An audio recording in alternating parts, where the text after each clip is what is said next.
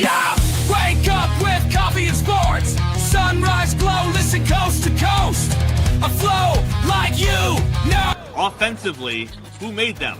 Oh, Patrick Mahomes. Sideline to sideline with plays to show. This network's got the spark. When you put up 300 yards rushing against someone, that you got your butt whooped. I feel like I would have liked to see Oregon Ohio State in the semis, not the quarters. So I think some reseeding is probably where I would change. But they're out of their mind. They're going to do this 3 quarterbacks in a row. Here's the crazy. I just can't take it. First deep flying high, fans cheering loud, and one podcast moving through the crowd. Meaty boys brawling, no holds barred loud. This wire life never in doubt. Tune into the vibe. That's my bold prediction for the show. Devin Booker in the next 3 years, he will be a Houston Rocket. Because I still think Seth is still at the top of his game. I do. I think he's right there. Who knows? Maybe not this year, but one time soon. Why wouldn't we potentially see Seth and Roman? You know what I mean? Tune in the vibe.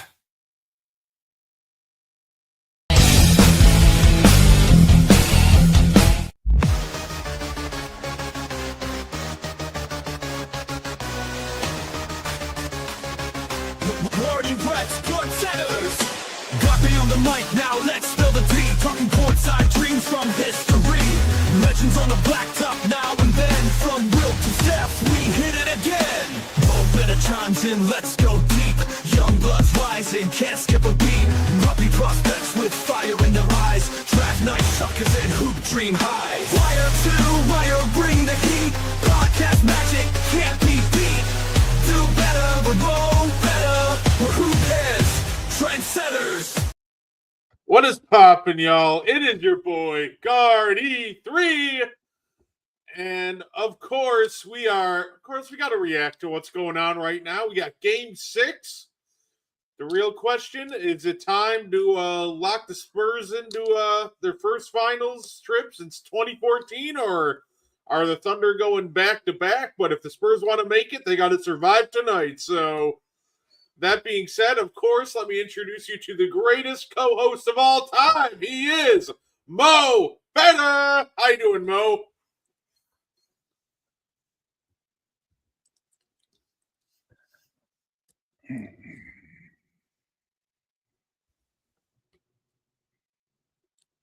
Great start for the Thunder, Spurs, by the way. They have jumped out to a 13-point lead.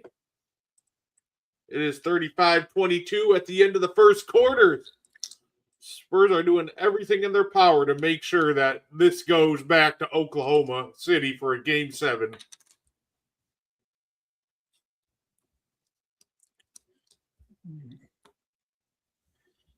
Spurs come out with a lot of energy. Absolutely. And perfect timing, pretty much starting right at the beginning of the second quarter. And while it's a commercial break, Mo, you know how we got to start this, though? Underrated player of the week. Mo, who is your underrated player of the week this week? I think my underrated player of the week, I'm going to go with somebody that's taking their fair share of heat in the media. I'm going to go with Mikal Bridges. I think Mikal Bridges, in a lot of ways, is an unsung hero for the Knicks. You hear people constantly mention that they traded away 4 number ones for him, but they didn't bring him there to be a number one. They brought him there to be an elite defender and a guy that can make open shots when he gets the opportunity. And I think he's been that for them. No, absolutely. And look, I'll be the first to admit I was completely wrong about the hiring of Coach Brown.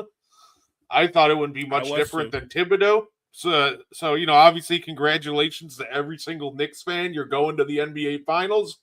Make sure you enjoy it. Opportunity might not come along for a long while after this. So, like I said, I'm really happy for the Knicks and everybody in New York. I was gonna say, I Mo, am too. I have.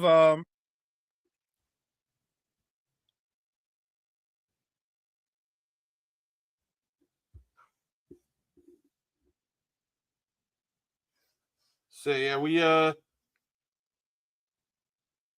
ironically, you know what's funny? My underrated player are kind of players, but there's a common theme, so I'm just gonna link them. My underrated player of the week is a couple of the GMs who were smart enough to take advantage of Daryl Morey and is not knowing what he had. Because I was debating between Jared McCain and Champagny, and then I realized that Morey dropped both of them from Philly. So, say Champagny obviously got waived back in, I believe it was 2022 by the Sixers because they wanted to make room for Mac McClung so he could represent them at the dunk contest. And now he's leading like the Spurs in 3-pointers made for the playoffs.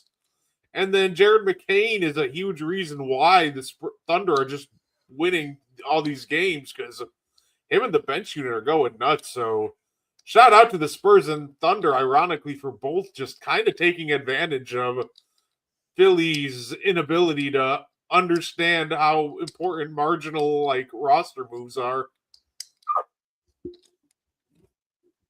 Look, I agree. Look, the reality is this: the Spurs starters have outplayed the Thunder starters. The reason the Thunder are up 3-2 is their bench. Their bench has been the dominant force in this series.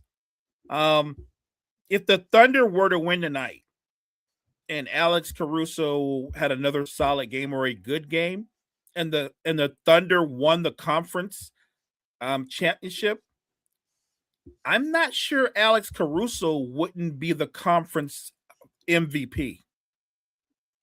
He's been, look, SGA is their best player, and he still sets the table.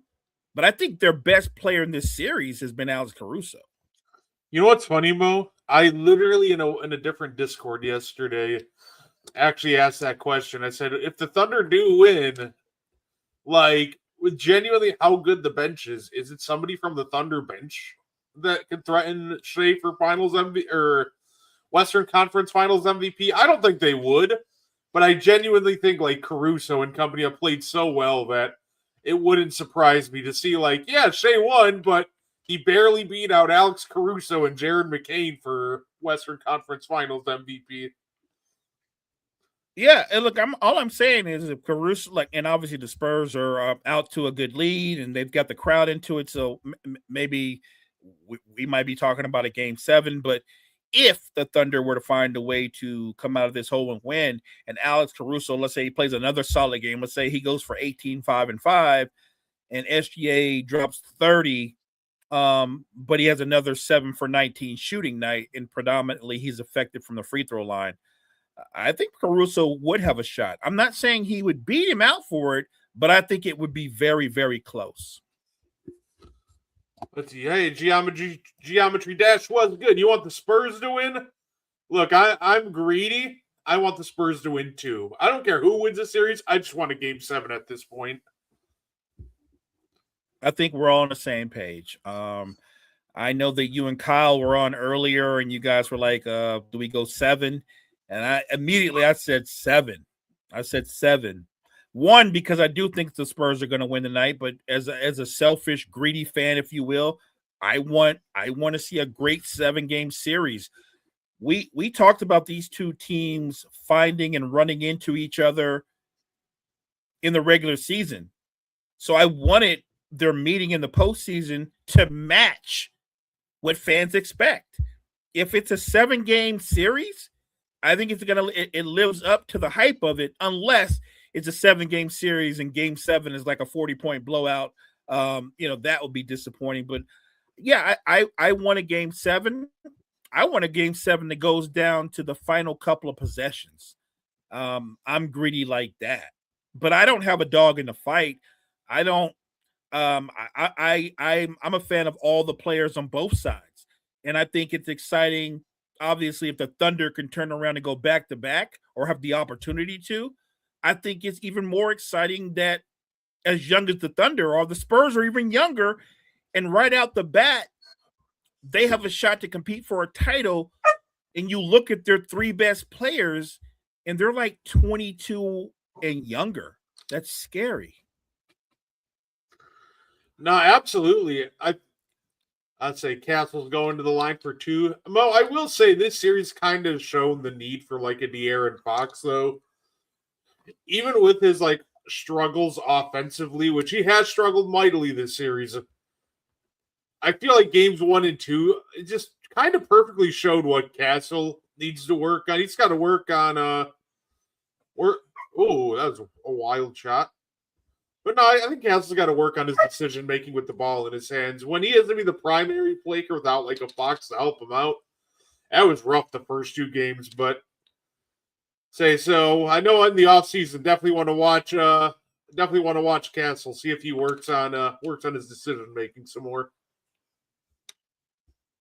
I agree with that. But I would also tell people that I don't look at Castle as a point guard. I look at him as a 2 guard who has the ability to be a secondary facilitator. He's not a point guard. I know he kind of has been forced into that role, but he's not a natural point guard. But the fact that he is as young as he is, I think he will get better with his ball security and his decision making. But yeah, look, the true value with De'Aaron Fox is he's a veteran, been there, done that, and he has some playoff experience. So yeah, I always told people that the value of De'Aaron Fox is that he's in a place where Castle and Harper are trying to get to. And so I think they need to be under his tutelage, if you will, for another year or so. But I think once they start to get it, this might sound cruel, but the faster that Castle and Harper start getting it, the reality is it'll be the end of De'Aaron Fox's tenure in San Antonio. No, absolutely. I think his tenure is probably coming to an end at some point. But I know everyone's gonna be like, oh, I got to trade him this offseason. I think it'll be another year. I think after next season they trade him.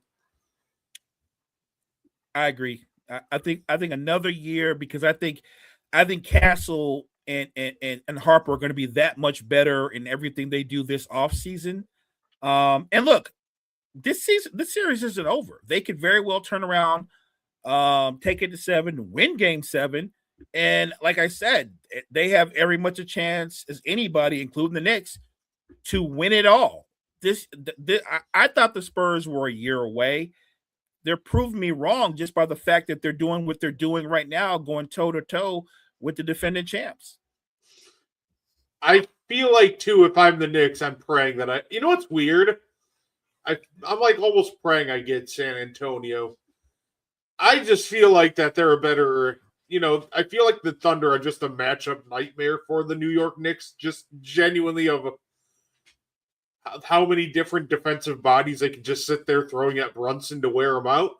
The Spurs are a lot more limited in who they can do that with. So, granted, you have to deal with Wemby. However, I know they probably can't stop him, but I think Cat can somewhat slow him down a little bit, just enough. And to say, I think the Spurs are probably the Knicks' best chance at getting out of the finals with a championship. But the Thunder almost feel like it's just a little too daunting if they're the ones there. I think both teams present some problems. Although I don't disagree with anybody that wants to point out that right now there's no team playing better basketball in the postseason than the Knicks. That being said, the 2 teams that I think a lot of us had a shot to go to the finals, they're going up against each other right now. Like, what we didn't get in the Eastern Conference is an epic 7-game series. What we got in the Eastern Conference, and I would argue that this is we got one of the worst conference finals I've ever seen. One of the worst, if not the worst conference final I've ever seen. You know what's funny about the Eastern Conference Finals, Mo? It happened. The thing happened that I was complaining about. Look, I know James Harden is flawed and he's so easy to blame. But at the same time, once again, I watched Donovan Mitchell disappear on the Cavs completely. And it was to a point where the Cavs were winning the minutes where James Harden played without Donovan Mitchell, but we're losing the minutes that Donovan Mitchell played without James Harden. But yet, all the talk wants to be about James Harden. And to me, that's just so weird. Like, I get it. James Harden struggled in game one. That being said, did we not watch the same series? Like, if you're going to kill James Harden, I need you to be like 3 times as hard on Donovan Mitchell because he had to be a lot better than that. He's the guy who's an all NBA player at this point in his career, not James Harden. And yeah, still it's James Harden getting all the heat, it feels like, for the Cavs coming up short and their best players dodging accountability. I agree.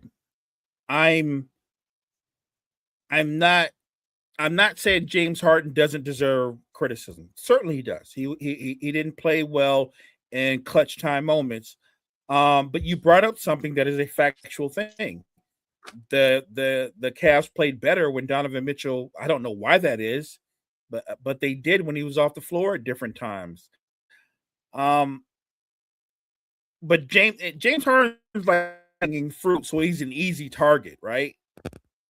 For me, they didn't bring him to Cleveland to be their best player. They didn't bring him to Cleveland to be their second best player. They brought James Harden to Cleveland to buffer Donovan Mitchell and Evan Mobley. And I would ask anybody that watched that series, where was Evan Mobley most of that series? Where was he? Where was he? Especially in clutch time, where was he? I like Evan Mobley as a player. I would absolutely want Evan Mobley on my basketball team because he's a versatile basketball player. I'm a fan. However, I think Cleveland and maybe other people view Evan Mobley as a foundational player that you can build around. I would disagree with that sentiment. I think Evan Mobley is a complimentary star. He will, if he is your best player, you are not a title contender. Plain and simple. He is a very good basketball player, but you don't build around Evan Mobley. You add Evan Mobley to a superstar. Unfortunately, the guy that they've added him to, as much as people like to look at James Harden and talk about the decisions that Atkinson made, Donovan Mitchell, he wavered and kind of flamed out again too as well. And I'm a Donovan Mitchell fan, but we saw what we saw. And the reality is this: if Detroit wasn't exactly who we thought they were, Cleveland wouldn't even made it to the conference finals. Detroit was exactly who we thought they were. And I'm not saying that negatively. I'm just saying anything that was flawed in Detroit was, or what we pointed out was, they didn't have a legitimate second option. They never did. Their second best player is not a second option. That's Jalen Duren. Fortunately for the Pistons in the first round, and in a big chunk of the second round, Tobias Harris was playing like way above his fighting weight, averaging 20 plus, shooting over 50%. But at some point, Tobias Harris kind of came back to earth and looked like the Tobias Harris that I remember from Philadelphia, and before that with the Clippers. And if he falls back into being that Tobias Harris, then we're going to be in trouble. And that happened. That's why Cleveland not only got back in that series, they eventually won that series. Detroit they have the right mindset. They have a certain kind of style. They don't have enough firepower. Point blank, period. But let me ask you this, partner. Cleveland took a big swing by trading Darius Garland for James Harden. I know a lot of people are like, they're going to have to bring him back on an extension because you gave up Garland. And a lot of people are like, nah, they're going to let him go, or they're not going to give him any money. And I'm like, they're not going to just let him go for nothing. They're not going to go, no, we're not bringing back James Harden. You mean you're just going to let him walk and you're not getting any value because you gave up Darius Garland, who's a decade younger than James Harden? I think Cleveland is in a rock and a hard place because they probably don't want to bring him back because of how things went. But if they let him go, who's replacing him? You know what I'm saying? Like, who do they have that they can bring in to be Donovan Mitchell's sidekick, if you will? Because you know what I'm saying? Like, I feel like Cleveland that core, Mobley, Mitchell, Allen, obviously Harden just came in this season, but I feel like that core, I think they've ran their course. I don't think they're going to get better. I think they've peaked. I think they've gone as far as they can go as a core. I think so too. And the funny part about a James Harden extension is I'm more comfortable giving James Harden a couple year extension than what Donovan Mitchell's going to be asking for, ironically. Like, if you're like, I feel like Harden gets like pretty close to what he got on the last deal, just over a longer term. So if you told me like, I don't know, like 35 mil a year for Harden over like the next 3 years or so, maybe the third year's partially guaranteed, look like kind of using the Chris Paul contract, Chris Paul's last big contract as a reference. Like, I feel like you can structure James Harden to where it's still tradable and you can still move it if things don't work.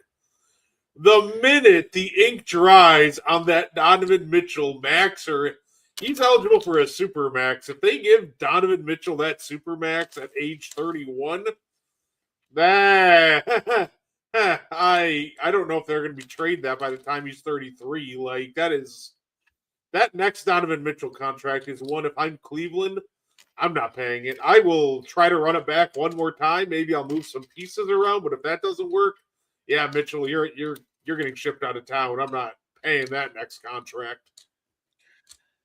And look, I hear what you're saying, that giving Harden a deal at about 35 mil a year, or probably a 3-year deal, is something they could do. I'll go you further than that. If they pay James Harden 35 million a year, they're paying him way too much fucking. Excuse my French. That's way too much money for James Harden. This isn't all NBA James Harden. This is 36-year-old James Harden, who, by the way, if you watch him play, he looks like 36-year-old James Harden. This isn't the same basketball player. This is not James Harden from even 2 years ago. He can't blow by people like he once did. He doesn't finish at the basket like he used to. I think he can still be an effective player, but to me, I think I think he's got a player option for like $42 million. And if he took that, they'd literally be in the hook for $42 million for next season. If I'm Cleveland, I'd give him a longer deal, but not to where he's making as much per season. So instead of the 1 year $42 million opt-in, I'd be trying to get him at like 70 million. You know what I'm saying? Like, I don't think he's a $35 million player anymore. He's more like a 20 million. And I think that's a lot, because I don't see him making the All-Star team anymore. He's not going to make any more All-NBA teams. He's in a different point in his career in terms of what he can do. Matter of fact, he is at the point in his career where Carmelo Anthony was when Carmelo Anthony went to Oklahoma City. I think it was Oklahoma City or Houston, and he laughed at the idea of coming off the bench. I think James Harden is at that point in his career. He might laugh at the idea of coming off the bench, but really, to me, I think that's where he has true value. Coming off the bench, playing about 25 minutes a night. I think he would be you could extend his career. He could be more effective, and most nights he's playing against other teams' second units. I think he could be more effective in that kind of role. You're asking for James Harden to come back at age 37. So he's going to be that much older, that much slower, that much ineffective.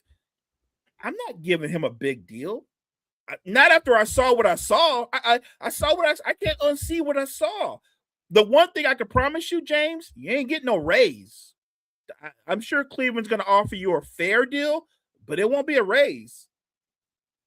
Yeah, I was thinking, I feel like it's going to end up something along the lines of,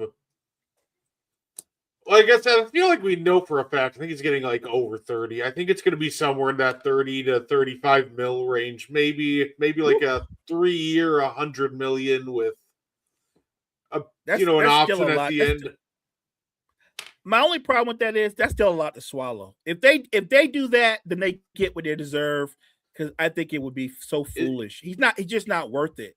Like Steph Curry's 38. He's actually older than James Harden, but he's actually still playing at an all NBA level.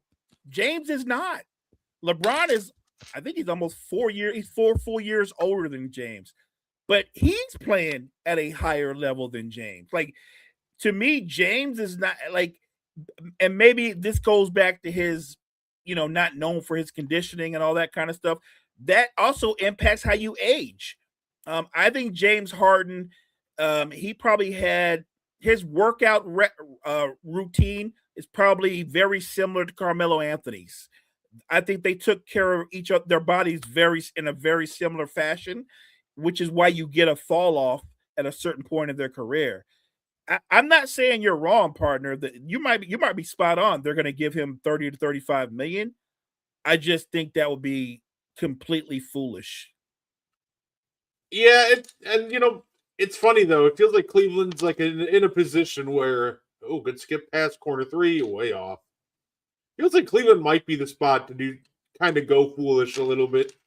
Just because it's simple, like if it works out for them, I guess working out for them is winning a title. Great. If it doesn't work out, they probably have to rebuild and trade Mitchell anyway. And at that point, like, what's it really hurting you paying James Harden at that point? Like, you're not really going anywhere anyway. Cleveland's just in a very awkward spot right now. I just don't know how they get out of this hole and try to become title contenders in this Donovan Mitchell era. I think you have to, with Dan Gilbert and his GM need to get together and have a serious conversation. It's okay to do the hard thing. And the hard thing is to look at your team, look at your core, look at your cap, and look at the surrounding competition in your conference. You can do the hard thing and admit this core has ran its course. And the best thing we could do is tear it all down. I'm not talking about just moving Jared Allen. I'm talking about moving from Donovan Mitchell, maybe putting some kind of package together for somebody. Because there's always going to be a team that'll want James Harden's services. There will be.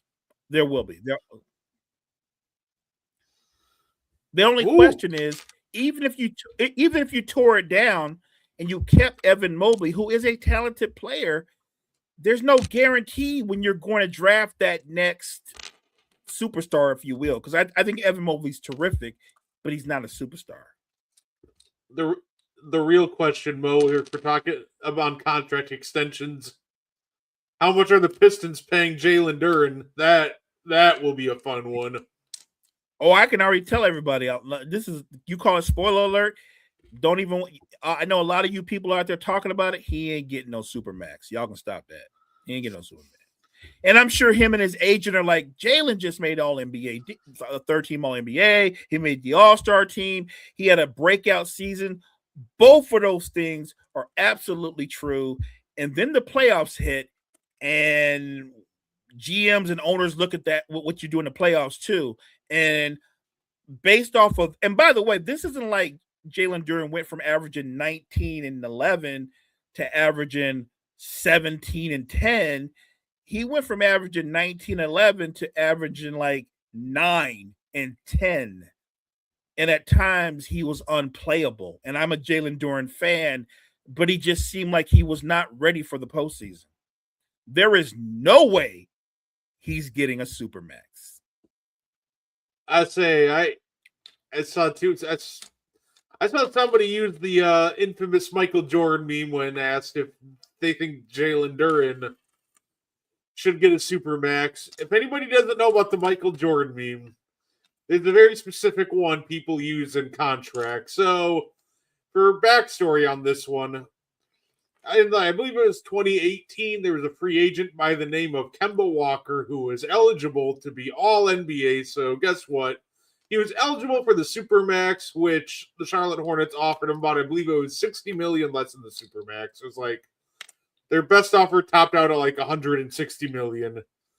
To which somebody made a tweet, and this is kind of lives in infamy among the Jordan memes, of the gif of Michael Jordan just kind of shaking his hands like this. And when Kemba said Supermax, I said super hell no. So it's that's kind of where I'm at with Jalen Duren too. I'm like, because as soon as somebody says the word supermax, I'm like, yeah, that ain't gonna happen. Congrats on their All NBA dude, but I think it did No, help him a look, ton though. I feel like he's gonna get like, if I had to guess, I feel like he's gonna get around like 200 million. yes. And here's the crazy part: he's going to get like $200 million, and people are going to be like, "Man, they did him wrong. He only like when somebody uses the words only $200 million. I don't want to ever hear only $200 million. I'm actually a fan of Jalen Duren's. I like the way he's worked himself into being an all-star caliber player. I do remind people he is 22. He is still a developing player. He is not a finished product, but Pistons management can't be naive enough to go, well, based on potential, we should just go ahead and give him the supermax. That would be front office suicide. And like I said, I like Jalen Duren, but clearly there's a lot of work needed on his post game, his face up game. I said this a couple of shows ago. I'll say it again. You have the money, Jalen Duren. Go spend a summer with Akeem Olajuwon. It will change your career for the better. I would absolutely love that. Yeah, it feels like the quickest way for the Pistons to slam their window closed before it even opens would be to give Duren, that 35% of the cap, because allocating 70% of your cap to Caden Duren it feels like the most middling thing you can do, unless if Duren just next year comes in and turns into prime Amari Stoudemire or something absurd. But yeah, I was getting ready to say, if he comes in and suddenly like he's unguardable and he's a handful, I got you. But if your Pistons manager, the reality is, do I think Duren will get better this offseason and improve? I do. But I still don't think he's the second option that they need. He's the third option. They're still searching for a second option. And I have to believe that getting a second option to pair with Cade Cunningham has to be priority one for Pistons management this offseason. Absolutely. Yeah, I say, I think the most you go with Duren is like 210, and anything over that, you probably just wish him well in his future endeavors and sign and trade him at that point. Oh yeah, if he wants more than that, then not we're definitely talking sign and trade. And if somebody's going to pay him close to what he's asking and his agent is asking, God bless you, man. God bless you. I say, I know the max other teams can offer him is 177, so you got to come in strong over that 177 number. So it'll be interesting to see if they can pull it off or what they work out with him. Jaylen Brown wants to work with Hakeem in the summer. Hey, that'd be fun. See, JB gets it. And every year that I've watched him develop over the years, he's always come back in the offseason and added something else to his game. Jaylen Brown working with Hakeem in the offseason, adding to his post game, that's going to be a problem. I love that idea. I hope he does work with him. So, yeah, absolutely. Say, Mo, by the way, about Wemby, when's the last time we've seen a player make the leaps that Wemby has? Like, we're already talking about him potentially being the best player in the world, and he's in year 3. I can't remember the last time in like year 3 we've gone, yeah, that guy's probably just the best player in the world. Like if we go that far back, especially at it. We'd have to go back pretty far. I mean, he's 22, and we're already saying best player in basketball. He's 22. I'd love to hear anybody else make the case, but he's 22, and they were talking about a lot of guys being the face of the league, but he's going to be the face of the league at 22. I don't know who made that kind of leap. It would have to go. It would have to be years back. we're talking about somebody at age 21, 22 making that kind of leap. It's been a minute since we've seen something like that. I say the last guy I can think maybe we could say year 3 they were best in the world, like Kareem. After well, that, it's not cut and dry, but it feels like Kareem was pretty clear cut best player in the world year 3. But after that, like Bird had Magic to contend with, so that wasn't necessarily clear cut. LeBron had they went back and forth, like Kobe, Duncan, and company to contend with. Like it's been a minute since we've seen somebody take these leaps that Wemby has. Honestly, I don't think there's a better example than the one you just put out there. I actually think you're spot on. I think it's Kareem. And let's remember, obviously, he won Rookie of the Year his rookie year, but his second year in the league, he was league MVP, and they won the finals, I believe, right? They brought Oscar Robertson. He was a champion in year 2, and he won the MVP. He was the best, like just the next year. That's the crazy part. And the funny thing is, it's not like he had a bad rookie year. In his rookie season, he took them to the conference finals. They just didn't win. Yeah, it feels like too, like you can make the argument. Like I don't even think you can make the argument that, was MJ the best player in the league by year 3? That just doesn't seem cut and dry either. Like I don't think he was. I don't think he was. He was very much trending in that direction. Like you knew he was special at that point, but yeah, like I said, for clear cut best player in the world by year 3, I almost think you'd have to go back to Kareem. I think that's the gap right there, Brett. It's Kareem, and here we are in 2026. It's Wemby because Jordan was terrific when he was 22, 23, but he was not the best player in basketball. Nobody was thinking that way. People were talking about how exciting he was and the things he could do, but the best players in basketball, there were 2 guys, and one was on the Lakers, and one was on the Celtics. I don't think Jordan got that kind of acknowledgement till he was like 25 or 26. Yeah, like it felt like by the time like 88, like an 88 rolled around, you just kind of knew like this guy's just the best player in the league. But But even then, like Magic put together like a really historic 1987 season. So right. But yeah, no, this is just special stuff that we're witnessing. It's very rare you see a guy like take a leap like this. I remember rookie year, I'm like, okay, he's probably just straight up a top 20 player already. That's pretty nutty. Haven't seen anything like that. Then he pretty much misses most of his second year with blood clots. Then he comes back year 3, and you're just like, oh, this guy's just the best in the league. All right. And that's, to me, too, that's part of the crazy part, Mo. He's doing this all while missing half a season in year 2. Yeah. So I'm glad you brought that up.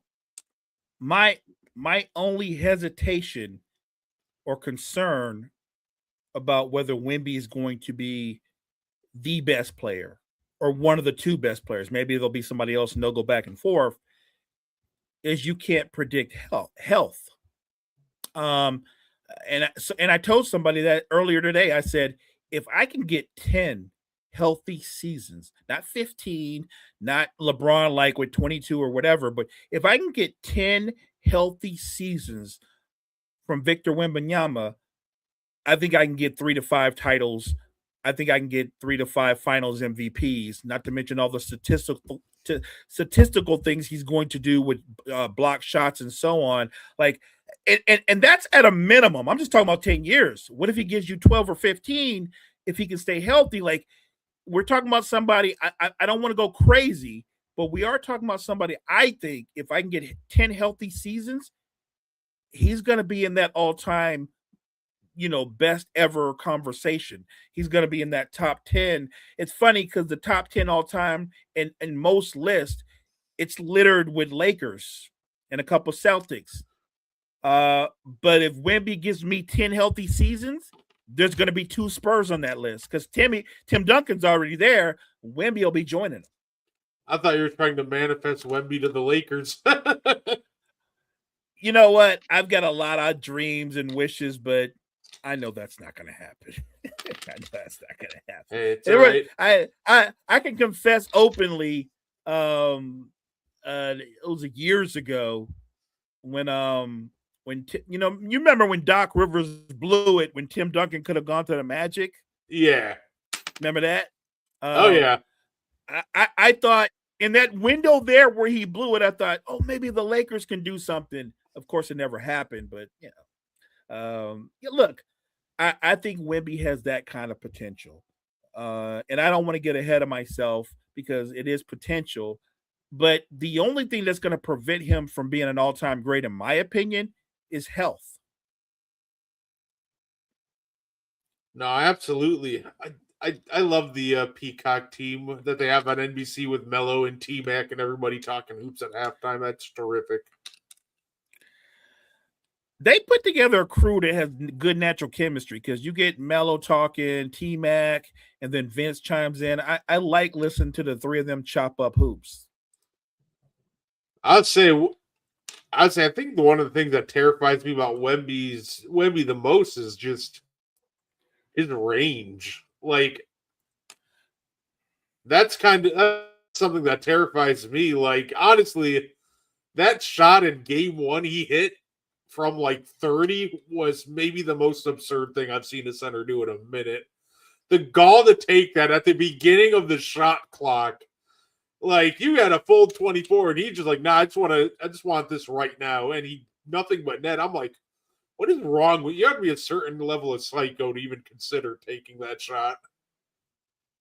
I gotta tell you, it's just a moment, but in that moment, it was beyond impressive because I can't count how many times I've seen Steph Curry walk into a three like that in that kind of situation. But we're talking about Steph Curry, and then I see a guy who's 7'5" step into that shot, into that moment. But he did it so fluently, so confidently.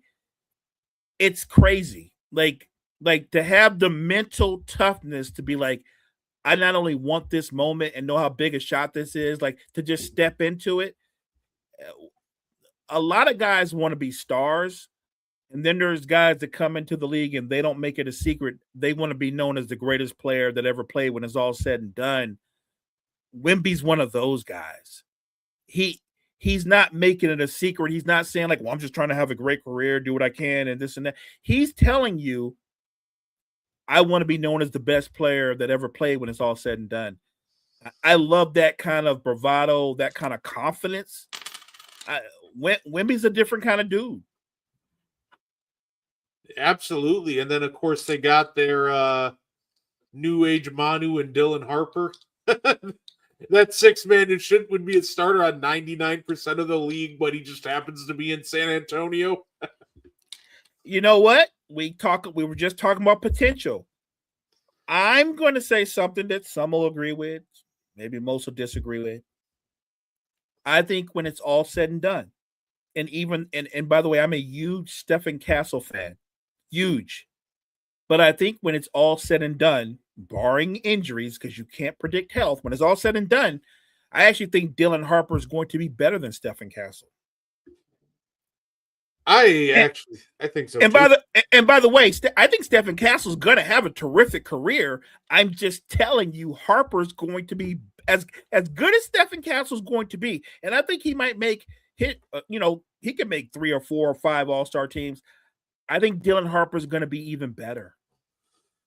I think that Dylan Harper, I genuinely think that he has the talent if he can mature it. I think his ceiling is all NBA. I think Stephon Castle's closer to like high end, like all-star, like an all-star, like really good. Like I remember talking about these two earlier, and I still like kind of to give people an image of kind of what I'm envisioning. I think Dylan Harper can get up, like I said, to an all NBA level. I see Stephon Castle more getting up to like a Drew Holiday level where he's like a 3-time all-star. You know how good he is, but I don't think he quite ever hits the levels that Dylan Harper will end up reaching. And guess what? That's not a bad thing, especially if they're going to be teammates, let's say, for the next 7 years or so. Because if I tell you, well, Dylan Harper or Stephen Castle is going to be, 7-time All NBA defense and be a 3 or 4-time All Star. That's a hell of a career right there. But if you're a 4-time All Star and a 7-time All NBA defender, and you're part of a franchise that, let's say, wins 2 or 3 titles, that actually elevates everything else. And I think I look at Harper as the kind of guy that I know Wemby's going to win an MVP. He might win 3, 4, or 5 of them. But I think Dylan Harper might win 1 or 2. I think he's that dynamic a player. I think Wemby's clearly their best player. This not up for conversation. But I think if Harper reaches his peak, their dynamic is going to be more of a back and forth than it's going to be, Wemby's the man and Harper's his co-star. I think Harper has the talent to make their dynamic be more like Kobe and Shaq.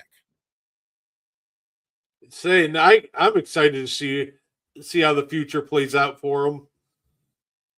I do think that they need the Spurs' first move in the offseason has to to mess with their bench quite a bit. And I think their bench has a really good start. I like Champagnie, I like Harper. They got some good pieces, but why are 3 roster spots being taken up by Biyombo, Plumlee, and Kelly Olynyk? I'm sorry. I understand if you want to have one veteran presence, but at the same time, I'm like, dude, you already have Harrison Barnes on a multi-year deal.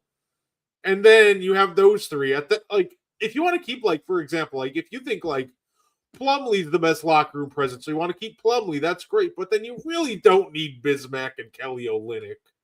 So I do think that the end of the bench, that 9th, 10th man spots, 11th, I think that will need some tweaking because I think there's just too much capital being used on, I guess, veteran presences. No, I agree. I also agree that the dynamics of the Spurs and the Thunder are very interesting because we both agree the Spurs need to improve their bench depth because their starters are still developing, but they're young and incredibly talented. The flip side is OKC has the best bench in basketball, but I would argue their starting 5 is not the best starting 5 in basketball. And really, watching these playoffs, like I've watched these playoffs, I do think Sam Presti is one of those kind of GMs.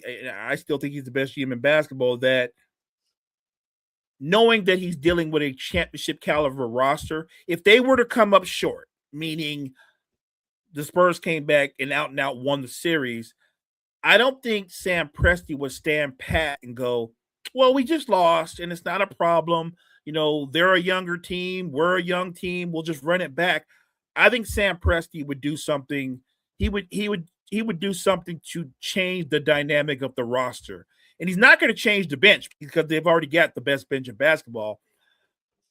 But I would say this. I think this guy is very tradable because he's a complimentary star. He's no better than an Evan Mobley. I'm not even sure he's better than Evan Mobley. I think he would entertain trading Chet. I think he would entertain trading Chet because of their 3 stars, if you will. Chet's the most tradable. He's 7'1", but a lot of times he plays like he's 6'3" or smaller. Just the fact that we're watching this series and that they don't want to play him on Wemby. They don't want to guard. I don't know how I would feel about that. I know Wemby's 7'5", but you're 7'1". You're not 6'8". You're 7'1", and you're athletic, and you're agile, and you're quick. I'm not saying you can shut Wemby down or you can even stop Wemby, but if you're 7'1" and you're talented and you're a good defender, you should at least be able to compete against him. And my problem with Chet is I don't see a willingness to compete against Wemby, and I don't understand that. I think the Wemby thing with Chet, it's just all mental because he has the tools that really give Wemby a hard time. He has the agility, Agreed, and speed, and the length, as much length as you can possibly throw at Wemby. Right. It's just Wemby takes that matchup so personal every time and just gets hyper aggressive that it's just you almost want to put someone like Ihart on him because it's like, well, it's like showing a bull red. It's like, well, maybe if I don't show him Chet, he'll like chill on the perimeter on this possession. But like, I don't know. Yeah, it's weird with the Wemby and Chet because every time Wemby sees Chet, he's throwing a shoulder into him and he's going straight to the basket. And Chet does not seem to know how to handle the mind games that Wemby plays.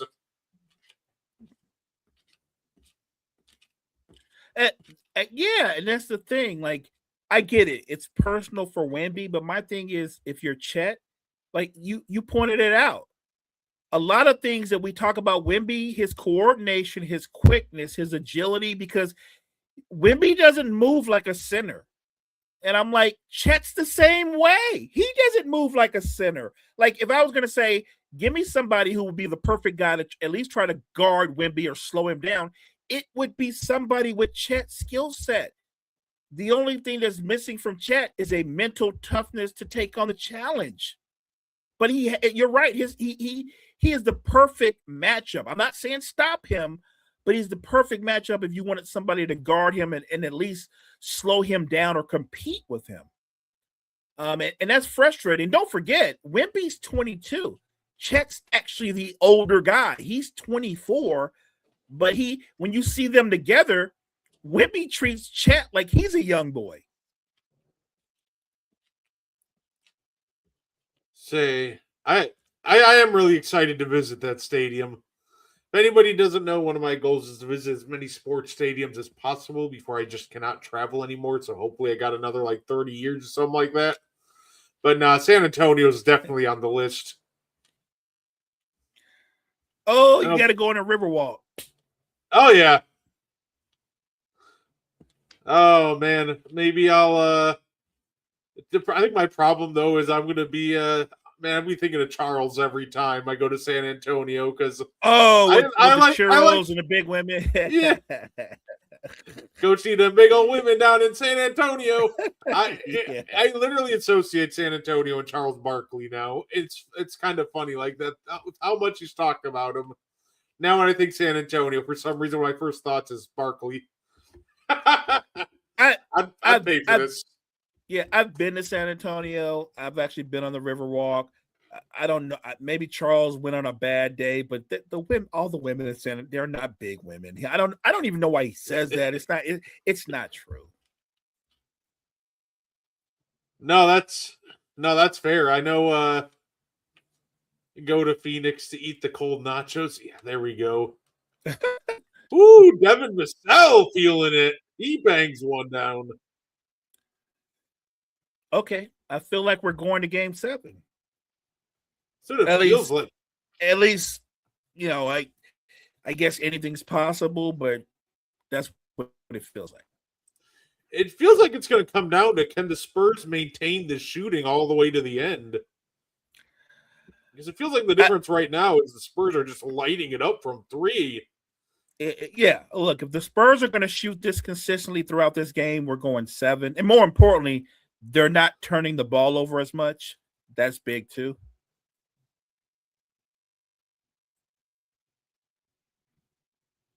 Oh, they called goaltending on that? Oh, wow. Was it going? What? I didn't think that was on the way down. What a block by Champagny.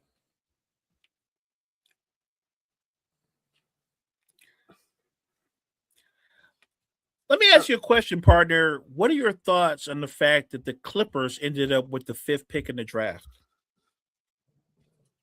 I think that's great for the Clippers. I saw some people kind of using that as a gotcha moment, trying to think that as if that had any bearing on how to view the Zubac trade. But I think it still works out for the Pacers. Obviously, you'd rather have picked 1 through 4 and Zubac, but for sure. Yeah, you still got the best center on the market at the end of the day, and like I said, it's good for the Clippers. They need a youth infusion. Now, don't do something stupid like trade it for some vet. Oh my God, you read my mind, because it's such a Clipper thing to do, to trade that pick for a veteran who's on the other side of their prime. Like, don't do it. You need to draft some young pieces. You need to add some youth to that old roster. Yeah, I hope they use that pick and keep that pick. And I'm with you. I think Zubac is going to be terrific for the Pacers, especially if we get back a fully healthy Halliburton. He's gonna throw so many lobs to Big Z. Like that lob combination is gonna be one of the best in the NBA. Absolutely. Say, I could see it, Mo. Hey, we need, we want to win now with Kawhi, and we need a center. Let's trade for Joel Embiid. They would do it. They would do it. They would do it. I better not say that too loud. Say they might be listening. Lawrence Franks might be listening. Be careful. Look, Steve Ballmer is a hell of a fan. He's a rich man. He's obviously a committed owner. But that seems like an impulse move he would do. He'd be like, if I get a healthy Kawhi and a healthy Joel, well, if you get a healthy Kawhi and a healthy Joel, they'll be unhealthy before the season is over, Steve. That's how it normally works. Say that's the Sixers. Say that if we got a healthy Paul George, we get a healthy Joel, and that kind of worked for the Boston series, but then that just took everything out of them, and it fell apart against the Knicks. But say here we go, a 2-man game with. You know what's funny, Mo?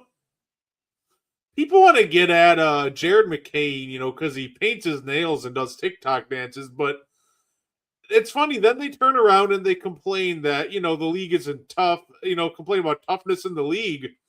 If people would just kind of watch Jared McCain, the player, and not Jared McCain, what he does, like, outside, off the court, I feel like more people would love him. Like, I'm watching this, and he just genuinely seems like right now, for example, the only one who's aggressively ready to take it to Wemby every time. Like, Jared McCain he plays tough. I'm a fan. Tremendous competitor, ultra aggressive player. Will drive the basket, get downhill with the best of them. And he's actually a surprisingly good 3-point shooter. He struggled. He's kind of been hot and cold in the postseason, but Jared McCain's a pretty good three-point shooter. I know his shot isn't the most artful looking shot. It's like a line drive. There's no arc to it. But he's an effective 3-point shooter. And I love when Jared McCain attacks the basket. Not to mention, he's actually very competitive on the defensive end. I don't know how you give up on that younger talent. The only kind of GM that would do that would be a Daryl Morey. He's the only kind of guy that would do that. Let me get rid of this young dude so I can bring in these older guys. I just the most overrated GM of all time. You gifted the defending champions a 21-year-old who's still developing. Clippers should go all in on the AARP squad. Get LeBron and Harden back. There we go. I'm okay with that. I'm okay with that because I just want him off my team, but I'm okay with that. Oh, I you know what? It's perfect. And I don't understand why people criticize him for his nails or the TikTok. So what, he does TikTok? I got no problem with that. Say, you know what? They got the perfect center for the AARP squad already, Mo. They have Brooke Lopez on the roster. We just got to find like a really old shooting guard. Like maybe they can call Eric Gordon or something. And we can have the first ever starting five with no fast break points the entire season. Well, I mean, yeah. I don't know what they're gonna do. I hope they use the pick, but if you've watched the way the Clippers operate over the years, my gut instinct is they're gonna trade that pick. They're gonna trade that pick. Hey, the 1 year they won the lottery, they couldn't even use the pick. They're gonna try to win now. And my problem with Clippers. Yeah, look, my problem with the Clippers is the window has closed. You're not a title contender. Your title window that was gone like 3 years ago. Y'all got to stop. It's time to rebuild. Move Kawhi and get whatever you can get for him. Even if you can't get a haul and you're not going to get one, maybe you get back cap space. That's a lot too. Take it. I actually I'd move off of Kawhi. I'd move off of all of the veterans. You know what's funny, Mo? I think if they want a haul for Kawhi, then they move him. They should move him this year because I think this is the last year you still could get a haul for Kawhi with how good he was. Like, I think he made his last All NBA team. If I'm the Clippers, I'm maximizing that value. Like, all right, who wants Kawhi? Bidding starts at 2 first. And honestly, Mo, if they traded him like right now, I feel like they could at least get a couple firsts for him, which would probably do him a lot better in the long run than, keep holding on to him and maybe winning 50 really games and getting smoked in the first round.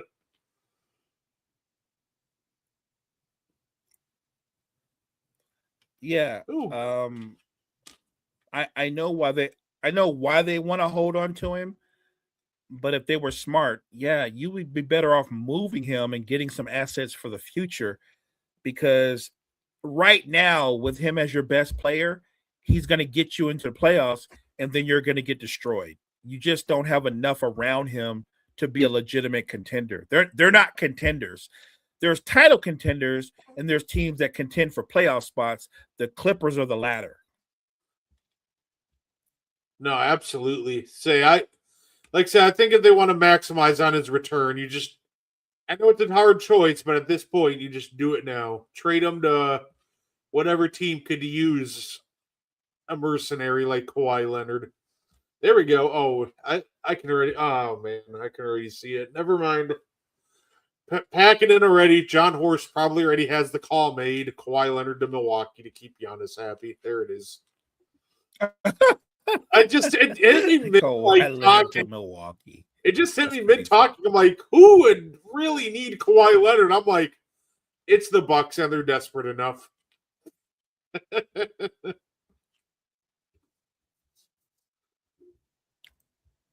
Yeah.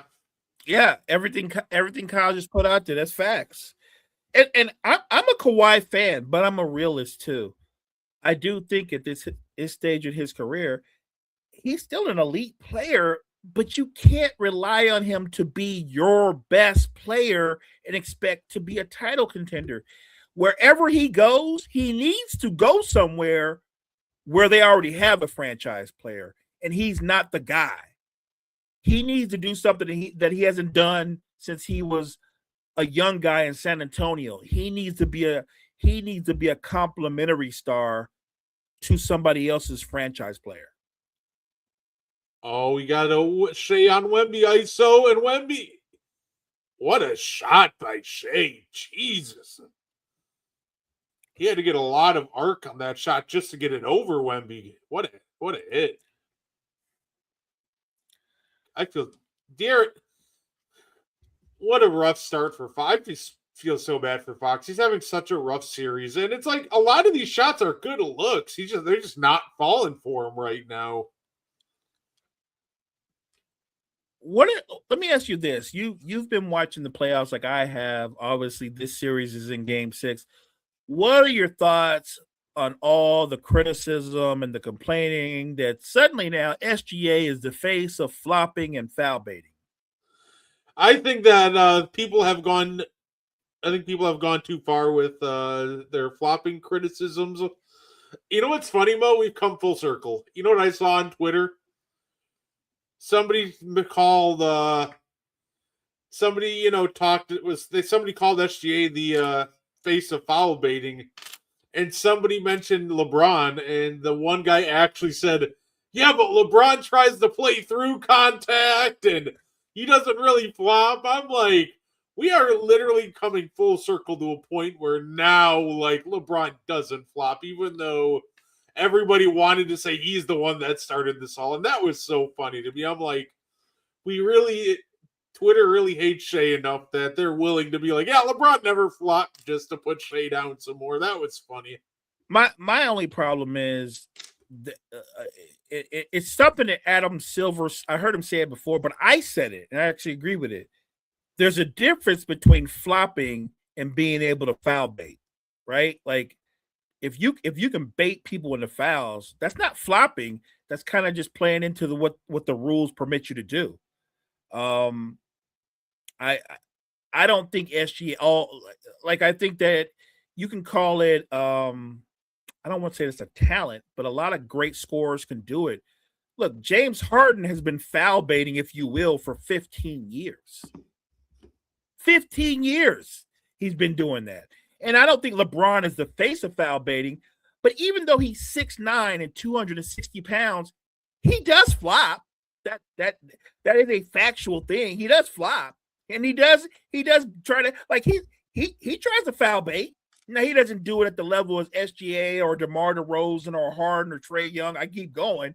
But he does do it. He's just not as good at it. Luka's a foul baiter, but they don't talk about Luka that way. DeMar DeRozan, and maybe it's because he's a second tier star. He's been foul baiting for over 15 years. Ain't nobody talking about him. He's been doing it for over 15 years. Trae Young foul baits. Luka foul baits. Like, why are we suddenly trying to make? And the weird thing is, it's not like Shai's a rookie.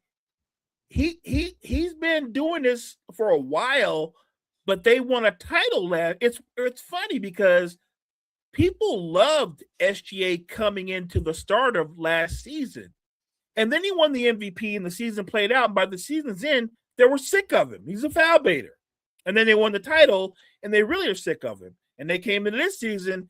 And it's SGA, it is that, and I'm like, I'm sorry, I can't make him the face of something that James Harden has been the face of for almost a decade and a half. If you're not going to call Harden a foul baiter, then I don't want to hear you complain about SGA.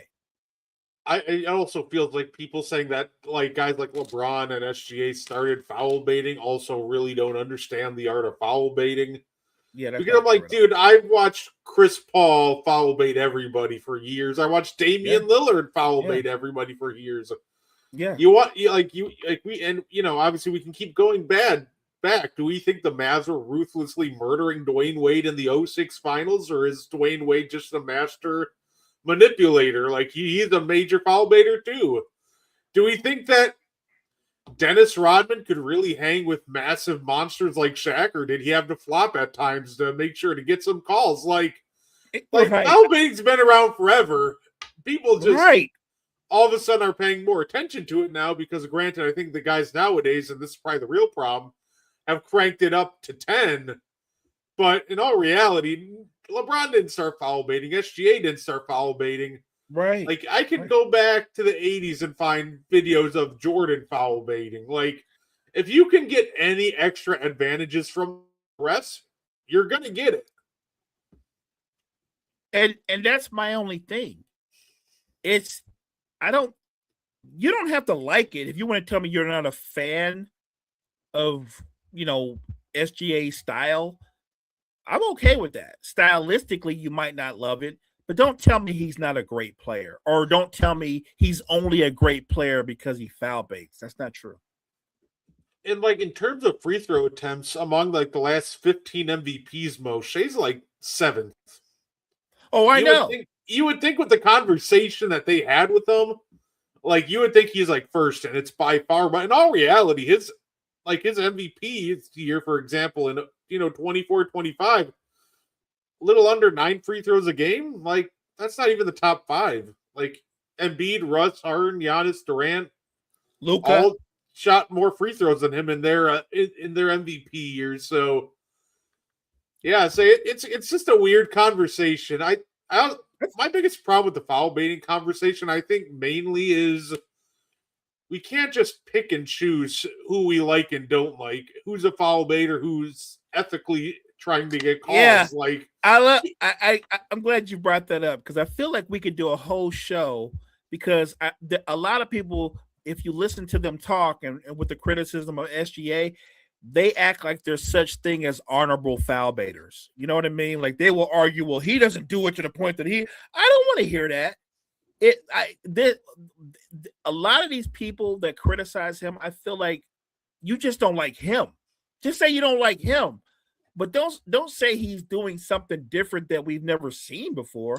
I've seen this before. I've you can go back years and I've seen. Look, if you don't think Kobe drew fouls or foul baited, then you're not being honest. And like you said, you don't think Michael Jordan drew every great scorer. Maybe they do it to different levels, but every great scorer foul bait. Durant foul baits. What's that move that he does if somebody gets too close to him? He does a thing where he brings his arms up underneath them and acts like he's shooting. That's foul baiting. I've seen him and Chris Paul do that move 1,000 times. Yeah, that little like rip through where as soon as you stick your hand in to try to feel it from CP3, just immediately rips through and shoots it. Exactly. It's a great move. Does it too. It is a great move, but nobody goes, "Oh, CP3's foul bait." He is. But it's not anything illegal. It's not anything dirty. It's within the rules. And all I'm saying, if you don't like how he plays, it's not him. You're going to have to go to Adam Silver and have Adam Silver change the rules and how the game is called. But don't blame the player. And it's funny because we already know Adam Silver doesn't care. He talks he's talking today about how it's not as big a deal as everybody makes it. But they'll run new lottery reform rules through in 3 months, even if they don't make sense. They don't. I feel so bad for the Memphis Grizzlies. They got screwed. They got screwed so hard. If anybody doesn't know, they came out with the new lottery reform rules. Those got approved today. And one of the stipulations is, I believe it's 3 years in a row. If you're in the top 5, you can. In the top 5, you can't be a top 5 pick at that point. Well, apparently, that also includes traded picks. So now that the Grizzlies got from the Jazz next year in the Jared Jackson trade it's capped at the best pick they can get is the 6th pick with it because of that rule. So right, I almost thought that maybe they should have just made that one pick the exception, since it's literally the only pick next year, like in the immediate future, that's affected by it. But it's an interesting one. But overall, I'm not a big fan of them just running the new lottery reform rules that quickly. Yeah, I and I didn't like it. Like I said, I think Adam Silver wants to appear to be at least trying to address the situation. I don't think what he's done is the right answer, though. No, and I feel like you didn't really fix the problem. You just moved the goalpost. So I'm just gonna throw out the odds, kind of new in the current system and then the new system. So, for example, this year in the draft, the number 1 pick, you had a 14% chance for that pick to convey to be the number 1 pick. Now, if you're the worst team in the league with the worst record, that 14% is now 5%. 5.4 to get technical. If you have one of the 3 worst records in the league, in the old system, the top 3 teams had a combined percentage of 40.1% to get the number 1 pick. And under this new system, if you're one of the 3 worst teams in the league, you combined are 16.4% chance to get that number 1 pick. If you're one of the top 5 picks in the league, you had an 100% chance to get the top pick in the old system, or pretty close to it. And then, of course, now it's just to get the best chance at the number 1 pick, you have to be in that 6 to 12 range, where under the new proposal, you have a 71% chance to get it if you combine all the odds between, pick 6 and 12. But that's kind of where my frustration is, Mo, because you didn't fix anything. All you did was make it, I guess, slightly more competitive, but also now you're just see teams that they're going to give up kind of closer to the middle of the year, because as soon as they get locked into that 6 spot, that 6 through 12 range, guess what? Now it's going to be, now we got to start, winning, like losing and winning just enough to keep that spot in check. So, right. Like, it doesn't feel like you solved anything. It just feels like you slightly moved the goalpost back. And now the bad teams that are like really bad and need the best players in these drafts, you just made it harder for them to get it. Yeah. And I know the argument is you want to,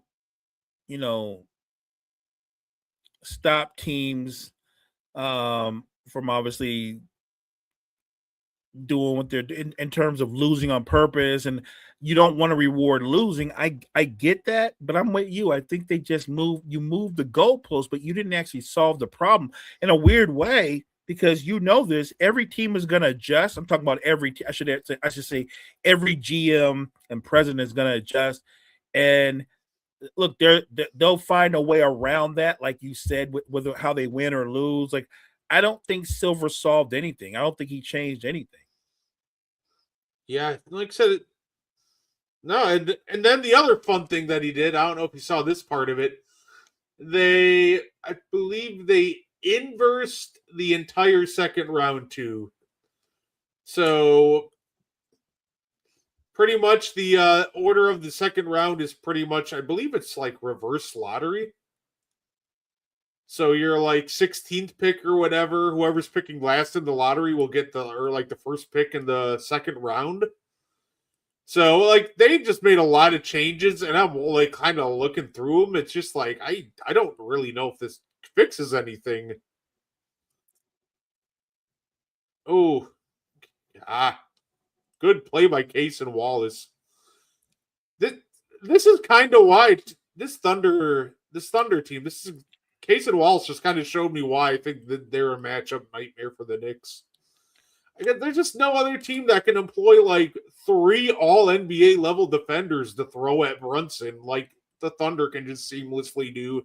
No, I'll give you that. And here's the crazy part. The best perimeter defender on the Thunders, it's actually not Caruso. Caruso's terrific. It's Case and Wallace. Case and Wallace is a better defender than Lou Dort. I know Lou Dort was terrific last year, but I'm just going off of this year. Case and Wallace was their best perimeter defender.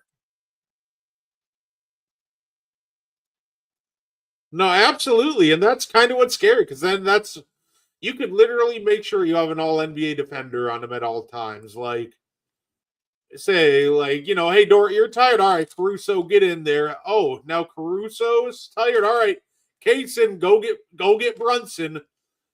Like, but at the same time, it's just kind of neutralized to an extent, because if you get the Spurs, it's just like, oh, well, Cat, you got to survive Wemby. Good luck. Granted, I do think they have a very good Wemby defender on that team, but it isn't Karl Anthony Towns. It's not.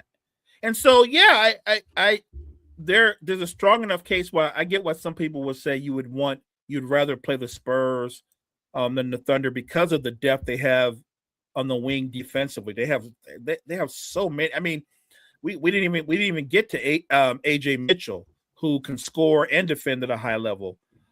J-Dub, when he's healthy, J-Dub is an elite defender. But because he's their second best player, I'm talking about Karl Anthony Towns, it's not as simple as saying, well, Wemby's better than Cat. Wemby's not just better than Cat, he's better than him in a way where he could shut Cat down. Like, there's a way that the Spurs could beat them, because I think Wemby could literally just outperform Cat. I think there would be a separation in that matchup. I don't think they would go back and forth. I don't think it's like, well, Wemby's dropping 28 a night and Cat's good for 25 or 26. I don't think it'll be that close. I think Wemby. Look, I'm a Karl Anthony Towns fan because I think he's greatly underappreciated for the player that he is. But I think Wemby is a very tough matchup for Towns because he has the quickness and an agility to where he can go out and play away from the basket and take away one of Towns' weapons. And it's not like Towns can look at him and go, well, I'll blow by him because he's a center. And like, no, Wemby's actually quicker and more athletic than Towns. I don't think he could. So I literally think he would negate anything Towns could do. No, absolutely. And I think if you're the Knicks and you have to guard Wemby, I think genuinely you keep Cat off of him and you put OG on him. I think OG is a better matchup for him. I agree. I think with Wemby, the key is you need somebody really strong, but with a lower center of gravity. And I think Cat's just straight up too tall and a bit too uncoordinated. I think you go with the smaller, stronger OG, You put Cat on, the worst shooter on the court, and you have him at help side, and you just pray that you can force enough misses for it to win the game at that point. Speaking of which, 87-64. Look, I'm not one of those guys that say it's over, but it kind of feels like Game 6 is over. And you can go off trends. And right now, the Thunders couldn't hit water if they fell out of boat. Like they've gotten all kind of good looks, but they just can't hit anything. And the Spurs are starting to like just kind of like impose their will. They're already up 23. At some point, if you're Dagnall, you might want to rest your starters and start thinking about getting ready for Game 7. I also think it's a little telling that the last two Spurs the Spurs last two wins have been blown out. They've blown them out. This is another blowout.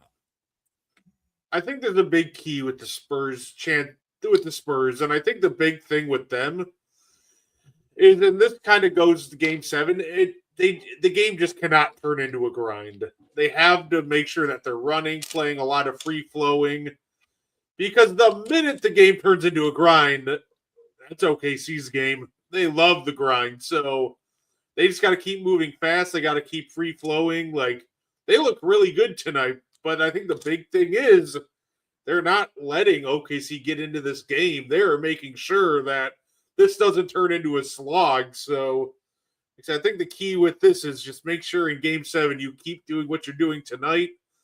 Look for shots close to the rim and just keep running. Keep putting pressure on this OKC team. Yeah, I agree. OKC wants to walk the ball up on offense and break you down with their half court offense. And defensively, they want to slow you down and make it into a slog, disrupt things, get in the passing lane. They'll only play fast if their defense is causing you to turn the ball over at a high rate. But you're right. OKC wants this to be more of a grind. That's their style. They want it to be a half court, slug. And I don't think the Spurs are built for that. I think the Spurs are at their best when they're playing fast. I don't know. I'm not always a big fan of a heat check. But Mo, if I'm Wemby, I'm pulling this next shot from the logo to call game. He's a pretty cocky young man. It wouldn't surprise me if he did it. Genuinely, I feel like it almost feels like it's just time to rest the starters if you're OKC anyway. But that's what I said. Like, come on, Dagnall. Like, y'all about to. I mean, you're on the verge of going down 30. You're not making a run. Yeah, but here comes Shea. I'm guessing they'll try to do one last run, and when it doesn't work, I guess if you could cut it to 12 or something like that, yeah, you're still in the game. But it seems like, to their credit, San Antonio's defense has done a terrific job of taking away driving lanes from the Thunder. And when the Thunder have drove and kicked, their shooters aren't making shots. No, absolutely. That's it. Like I said, it feels like this one's already out of reach. They're almost down 30. I didn't realize. Oh, Kenrich Williams. Yeah, you can tell he's starting to get into his bench because here comes Kenrich Williams. Yeah, what was that? So before the season started, and you can appreciate this better than anybody, because for the last 3 years, Shams had Giannis getting traded. So, and we always joke that the two teams that have the assets to bring Giannis back, I think they're on the court right now. And I'm not saying that to say the Spurs are going to pursue Giannis, but if the Thunder were to lose the series and come up short, look, time is linear, and SGA is in his prime, and you have to be realistic about what J-Dub's ceiling is, what Chet's ceiling is. Like, do you think, like, well, in a couple of more years, Chet will be as good or better than Wemby, or almost as good as Wemby? I'm gonna say no. I don't think that's gonna change. And I think Chet Holmgren, by the way, is a really good player, but I think very much like Evan Mobley, what you see, that's who he is. That's who Chet is. In a lot of ways, Evan Mobley and Chet are actually very similar. And so I think they have value. But if Oklahoma City comes up short, if anybody's getting moved, I think Chet Holmgren, because I do think he would consider a big move, and a big move would be they're not going to pursue Durant. I don't know anybody that would really. Somebody will, but they shouldn't. I don't think they would bring Giannis in. More importantly, I don't think Giannis would have interest in going to Oklahoma City. I feel like a team in the West will end up with. I feel like almost it feels like a team in the West will be the team to end up with OKC. It's weird with. It's going to be weird with team building for the next few years, Mo, because it feels like you're at a situation now where you got to start somewhat at least trying to gear your roster towards. All right, how do we handle that dude in San Antonio? Yeah, when a real generational player, it's kind of what happens, right? When I happened to Shaq in LA, what were rosters geared towards? How do we compete with Shaq? LeBron in Miami and Cleveland, you build your roster. Why? Because 23 staring you down at the end. Right. Now, right. I think that we're running into an era where teams are going to start looking at San Antonio and be like, okay, how do we... Ooh! Okay. What Wemby just did, that kind of goes to this conversation. Just straight up sun Chet right there. Yeah. You know somebody's gonna make that into a TikTok video. Look. Oh no, they're doing it in slow mo. Oh no. Again, slow mo. I think Chet is a very good basketball player, but like to your point, when you're dealing with a generational talent, somebody that literally moves the foundation of the league. And it's not just that he's there, he's already got his two sidekicks in place, and they're not sidekicks. They're just sidekicks because how special he is. But I think both of them are stars as well, right? Like that's the scary part. They're not finished products. Castle and Harper are going to get better. And then they're veterans. They have young veterans. Devin Vassell's 26. I think Keldon Johnson's 27. Like that team is going to be the road through the West is going to go through San Antonio. To me, it's going to go through them for the next 6-7 years. And if you're OKC, I get why you would want to win this year, because this might be your last best opportunity before they get even better. Which is why I said if OKC were to lose this series, I don't think Sam Presti just goes, we're fine, we'll just run it back. I think he looks at Wemby, recognizes the impact Wemby has, recognizes how good and how talented both Castle and Harper are. I think he makes moves based off of that. And I think, I don't know how interested Milwaukee's GM would or wouldn't be, but I think don't be surprised if Sam Presti calls him. He's got a ton of picks. He's got Chet Holmgren. I'm just saying. I could see it. I honestly think that if they do move out of one of their two co-stars in OKC, it's probably J-Dub, which I would love me some J-Dub. And I think part of that too is just you would just need an unprecedented amount of length to try to deal with Wemby. So it almost feels like your best course of action is just run a Giannis and Chet front court and hope that's enough length to deal with Wemby. But also it feels like the reason why teams will end up trading a premium for Giannis still is because of Wemby, right? Yeah. One, Giannis had a terrific season this past year. Yep. The Bucks didn't, but Giannis did. Also, Giannis, I would say, at least still has 2 to 3 years of high-end elite play in him. And that's 2 to 3 years. You can try to take one off the Spurs and take one off Wemby or take one out of OKC. Or if you're OKC, that's 2 to 3 years where you can, try to really take it to OKC, because Giannis is a very rare breed in the sense that he's long, but he has he's shorter than Wemby, but he's a lot stronger than Wemby. He can throw Wemby off balance. Yeah, much stronger. And in terms of offensive production, I don't think at this point Giannis has the defensive range that Wemby does, but Giannis is also just kind of a perfect Wemby counter on offense, because not only can he replicate the production that Wemby gets, maybe Wemby's bigger weakness is kind of the weakness of any shot blocker of his ilk. You have to put a shoulder into his chest, knock him off balance, and then take it up. And I don't think there's anybody more equipped to really throw Wemby off balance and stick with them, even defensively, than Giannis. So, like I said, Giannis just might be the best Wemby counter in the league. The question is, can you get him for a good enough price point that doesn't gut the team? Yeah, well, that would be the key. And I'm with you. I think Giannis's ability to play with force.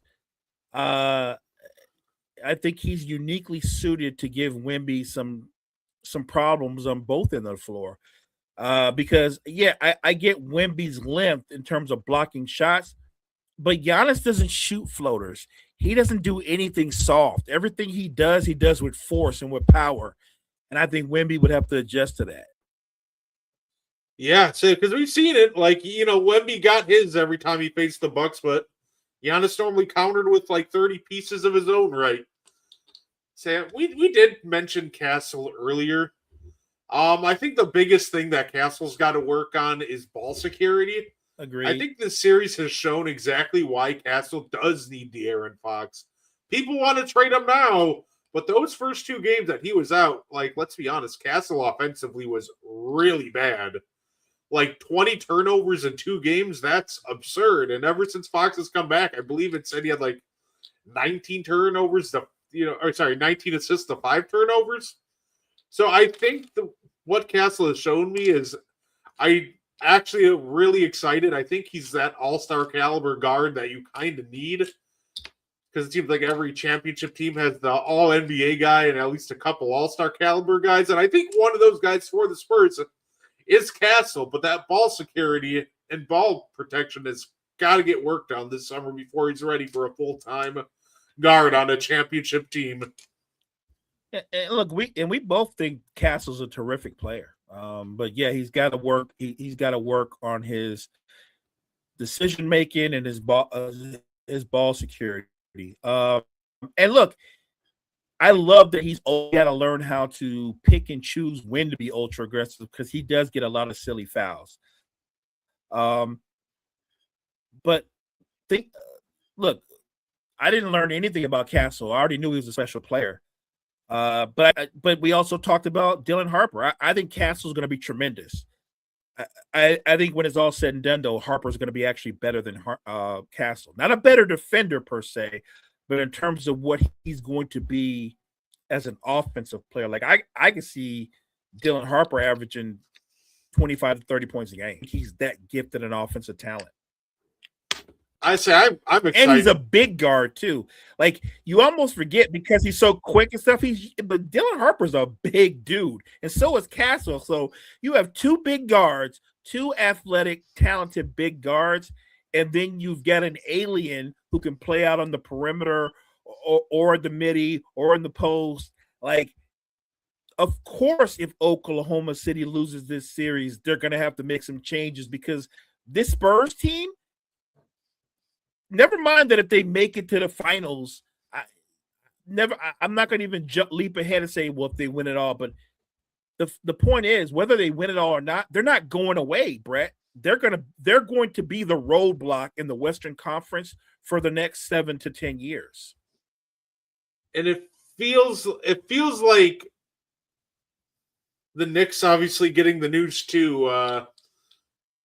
Man, Mitchell Robinson getting hurt in practices or training is rough. I know this is right now the best case scenario for the Knicks, because you want Mitchell back for game 1, regardless of who you're facing, because either Chet and Neihart or Wemby, you need Mitchell Robinson. So now it'll be interesting to see what updates we get on his progression, because you can't go into either of these series without him. You need him. So we already kind of accept that he's going to be playing with a broken hand. But I guess the question is, how much will that really affect him? Yeah, that's tough. Yeah, it. I guess the benefit is, if there's a benefit, he's not known for his shooting. Like when Mitchell Robertson, when he's on the court to rebound and block shots. And he's probably easily the best offensive rebounder in basketball. He's a dominant offensive rebounder. He'll have a huge presence in any series in the role that he plays for the Knicks. I think the hand is a problem, but I think because of his skill set and what he does or what they ask of him, I think he can still be impactful. Absolutely. As long as he can still grip the ball, considering his entire offense consists of dunks, then he'll be fine. Right. I think that's only my concern, right. if it messes with his grip. But as long as he can still grip a basketball, it's all right.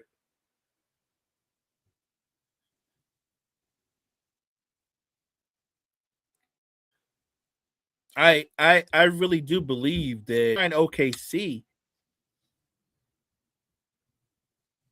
What does Denver do this offseason?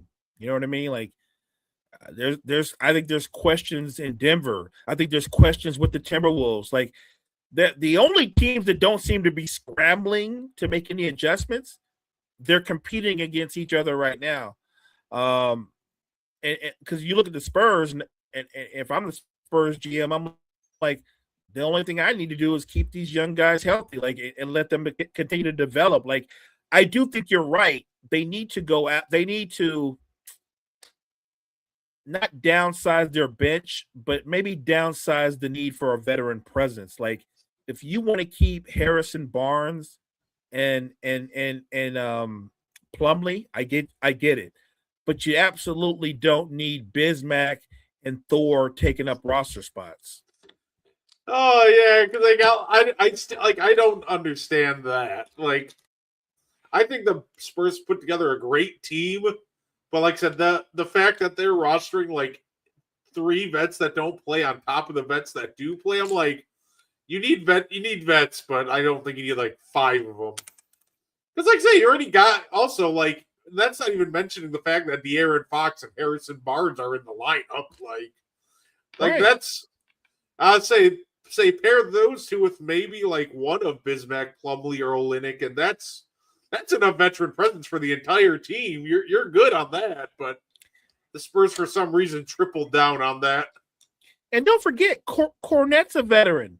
He's not new. He's not old, but he's not new. I think Cornette's like 30 years old. He's a veteran. You've got a vital veteran in your rotation in Cornette. De'Aaron Fox is 27. He'll be 28 next year, I believe. I think Keldon Johnson will be 28. They're veterans. You just have young veterans. And Devin Vassell will be 26 or 27. So those can be your veterans, young veterans. You don't have to have the guys that are 35 and older on your bench. If you do, you only need one of them, right? Like, everybody wants all of a sudden to have a Udonis Haslem. I get that. But Miami only had 1 UD. They didn't have 4. San Antonio's got 4 guys that don't even play. I think, you know what? I think that's curtains on Wemby for tonight. I can't imagine that we're going to see any more. Well, I can't imagine we're going to see any. Like, I think in a second they're going to pull Harper and Fournette out there too. Yeah, in about the next 2 minutes, this is going to start. Look, I know it's 5-on-5, but it's going to feel more like the big 3. We're just talking about it. We're going to get the bench big 3 with Bismack, Plumlee, and Olynyk. Yes. Somebody better make sure that they don't just have on their sweat tops, like they actually have their uniforms on underneath, because they don't play that much. Plumlee actually, so Plumlee's funny because Plumlee has maybe the funniest highlight reel for his center, because you just don't expect how like fluid Plumlee can be handling the ball at times. So like, you'll forget he exists, and then he'll hit like some poor center with the nastiest crossover you've seen in a minute. and then proceed to do nothing for the next 3 weeks. Like, Plumlee is just such a funny player. I think Olynyk's kind of like that too. Like every time you write off Kelly Olynyk out of nowhere, he'll end up being on somebody's bench, and then he has like a 20-point game out of nowhere, and then he doesn't do nothing for like the next couple of months or so. Like he's had a long career, and he's been effective in different places, but he just can't seem to stick in any one place.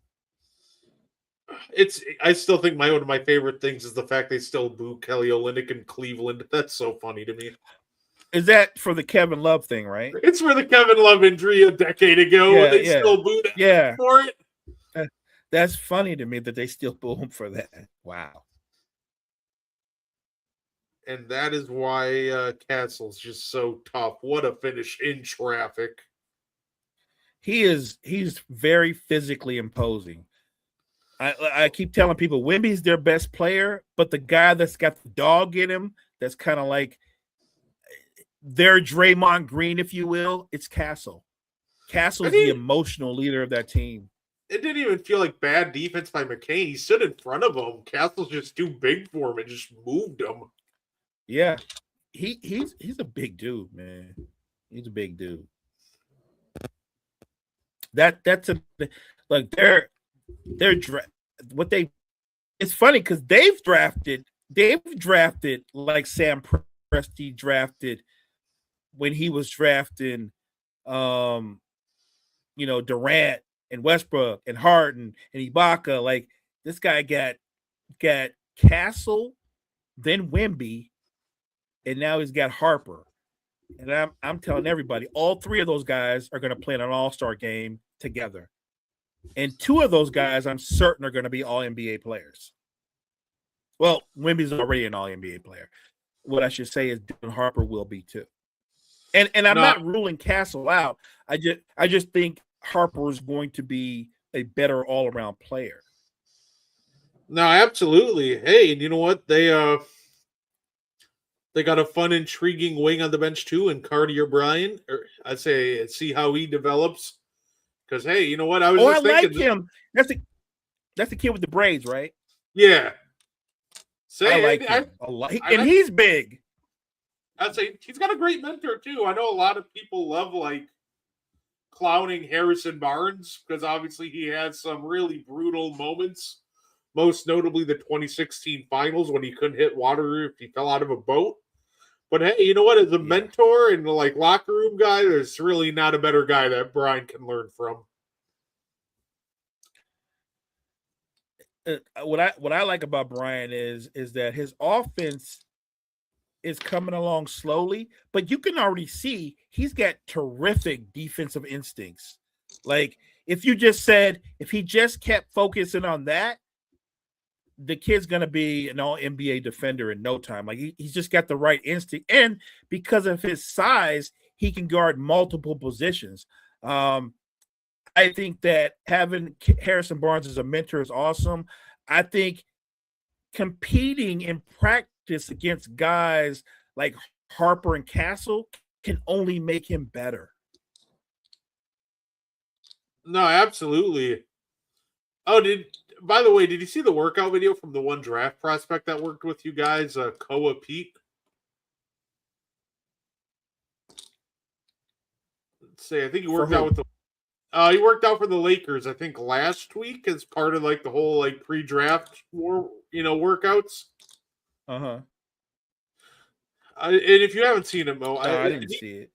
I need you to look up that video because I need him to fire his shooting coach tomorrow. Like, I'm not even kidding. When I saw that young man shoot a basketball on that video, my first question was, is Jakeem Noah his shooting coach?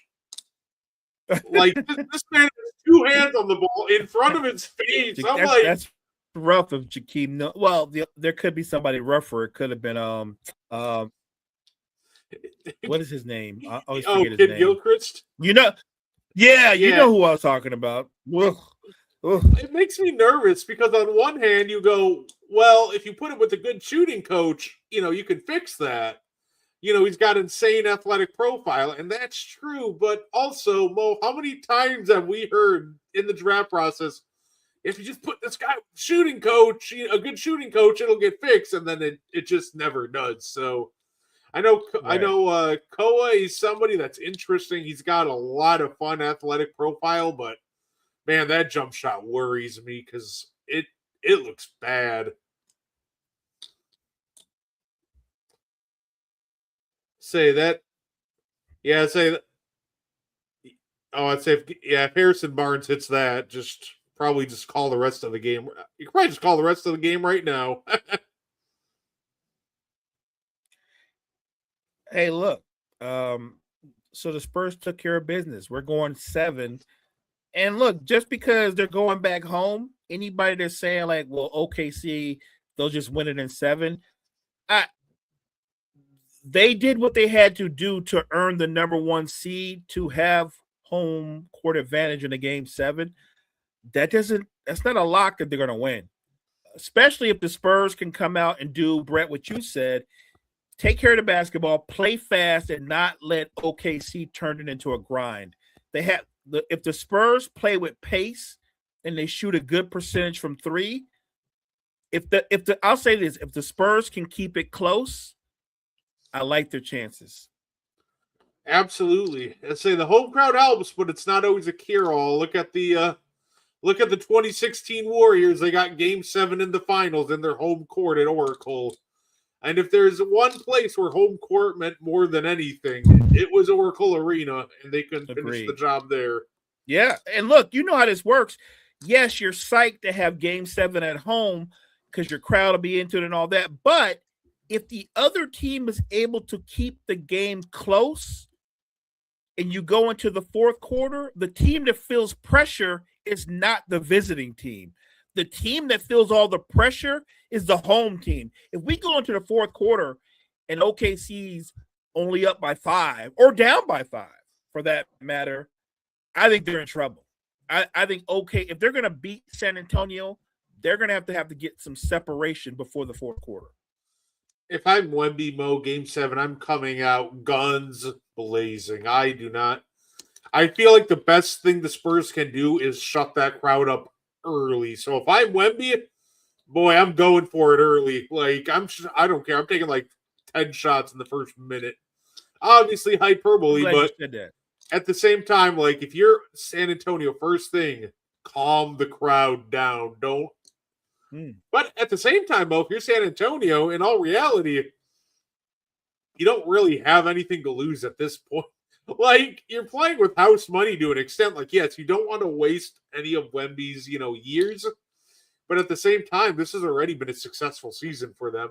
And 2, all of their really good, like, young players are still on rookie contracts. So it's not like they lose. And then we got to talk about, do they have to trade Castle, Harper? Do they have to start bringing in vets?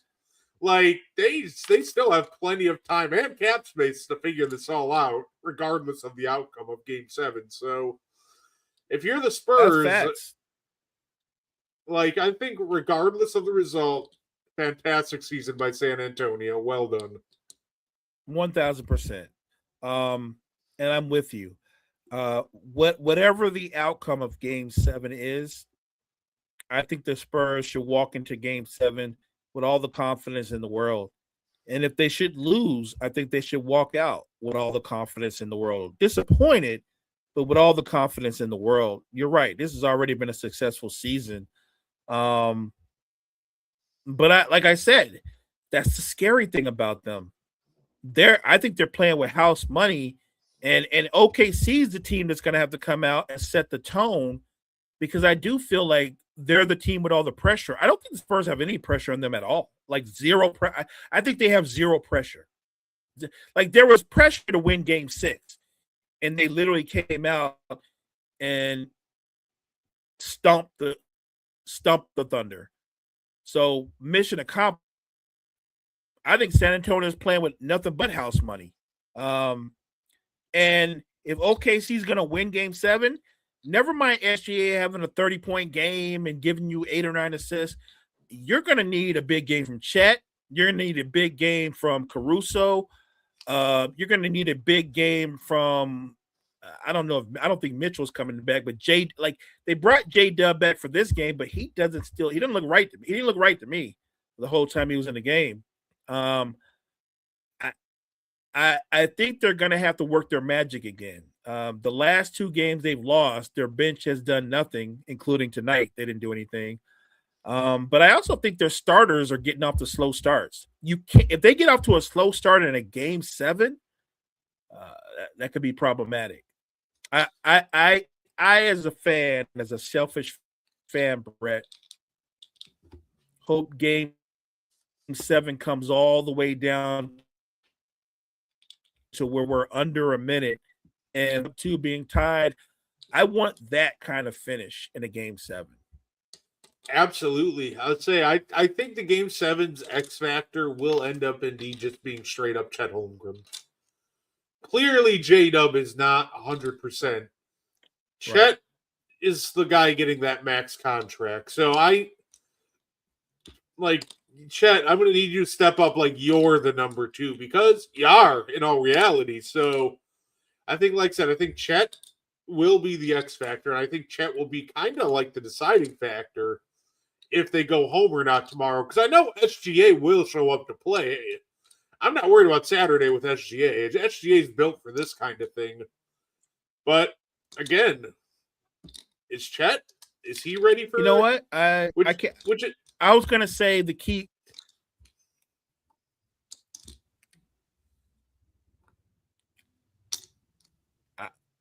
I think you brought up the key. The biggest piece to all of it is Chet. I'm not putting it all on him. It can't be all on him, obviously, because he's not their best player. He's not the back-to-back MVP.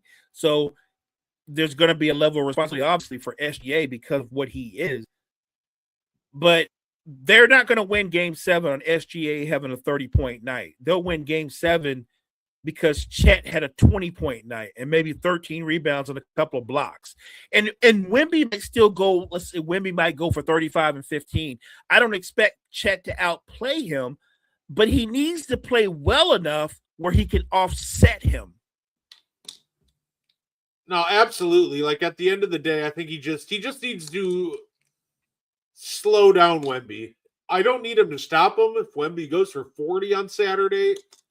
Whatever. Chet just needs to make sure it's like 40 on 37 shots instead of 40 on like 20 shots.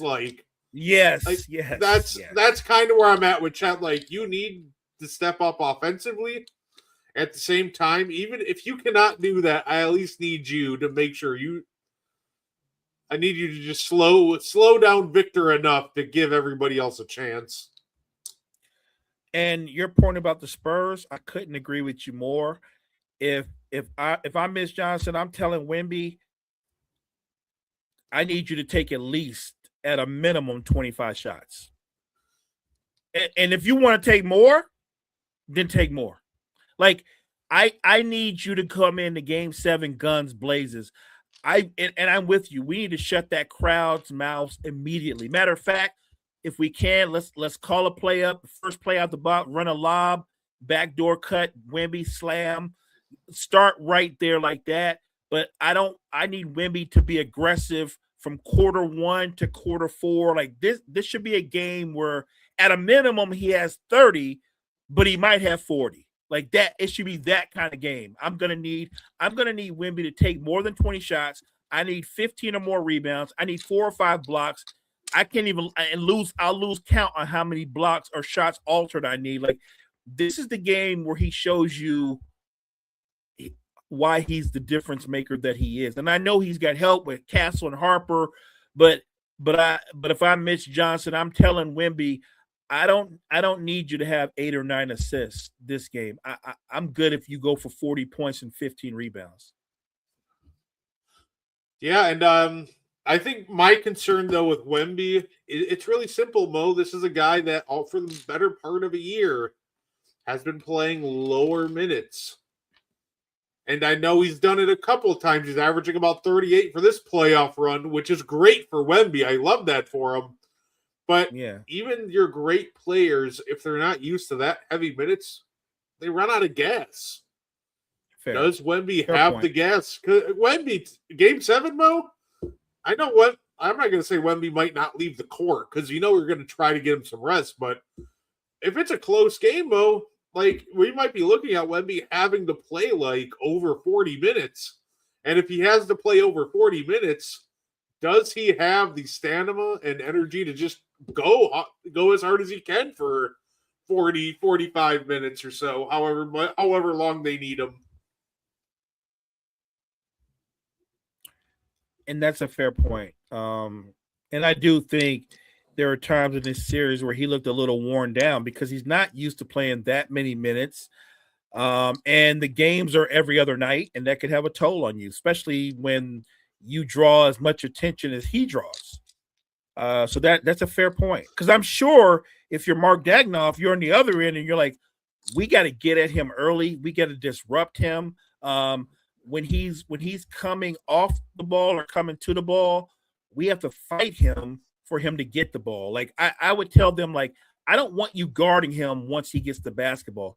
I want you guarding him before he gets the basketball. If we're fronting him or we're playing behind him would help, but I want you to be consistently aggressive with Wemby, because what I don't want is I do not want him to get off to a fast start. And I think another key that the Thunder might have to consider, Mo, is I know on offense the starters have tended to avoid Wemby, which I think has also helped, is a big reason why their Spurs are winning the Wemby minutes. Because in all reality, if I only have to worry about the Thunder attacking one side of the court because they refuse to go near Wemby, then they're just that much easier to guard. If I'm the Thunder, I think you also have to consider just kind of trying to put Wemby in as many actions as possible. Like, don't let him rest on defense at all. Like, you're going to have to get into his chest and challenge him at the rim. Make sure it's his man that you're, running a pin down for. Even if he doesn't shoot, force Wemby to chase some of these shooters around screens. Like, do everything in your power to make sure that Wemby is in every action early. So that, guess what, by the fourth quarter, when you're into like that 40, 41, 42-minute mark for Wemby, he's panting. Like, you put him in the doghouse. Like, I think that's going to be key. Like, go at Wemby earlier if you're the Thunder. Try to set yourself up for success later. I think that should be their strategy for everybody. It's game 7. I think when OKC's at their best, they're turning you over with their defense, and then they play fast offensively. But they only play fast offensively when their defense is turning you over. When they're turning you over on defense, then they'll run. But offensively, normally they like to walk it out and break you down and beat you with half-court execution.